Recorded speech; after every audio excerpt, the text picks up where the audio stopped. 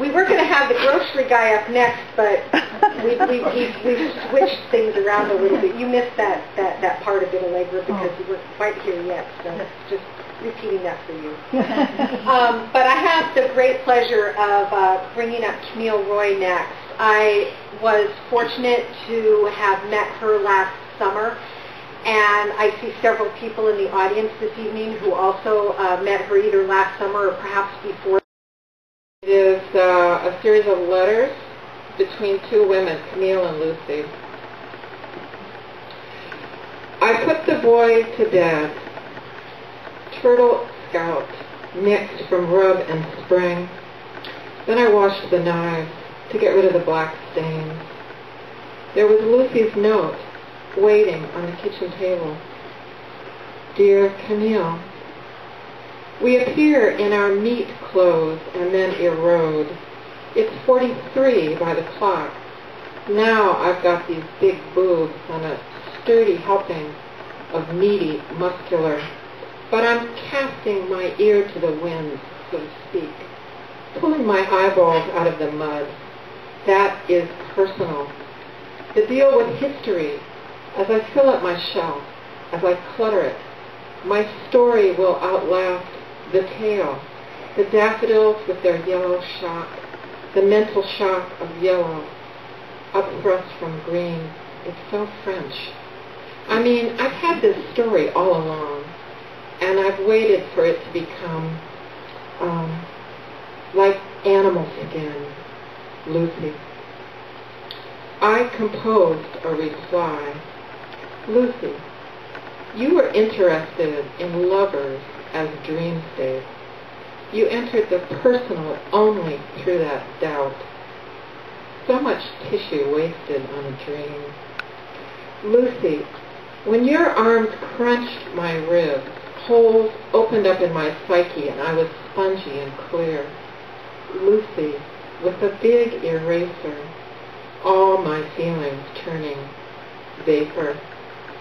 Each of your gifts we hauled across the plateau, such as a light current, lightened by aperture, and something we were letting coil in our ears, those pushy disturbances.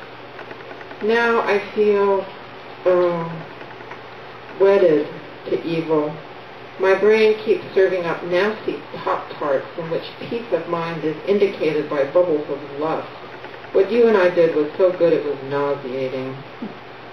XOX, Camille. Dear Camille, happy about your note.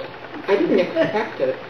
It's weird, that moment of being sexually attracted to someone who might be dead. You weren't the first. When N died, I loved her desperately, my feverish hand closing over a ghost. Last night's bath left my scalp itchy. This morning the view out the kitchen window down to the port, factories and warehouses, was of a dreamy, peachy pink sky over the glossy bay. The colors were so pretty they whirred. I'm sick of being here, in pretty land. Bad sex, abusive sex, kinky sex, established sex, tunnel of love sex, buried muscles in chalk, big toe in a bottle, buried again.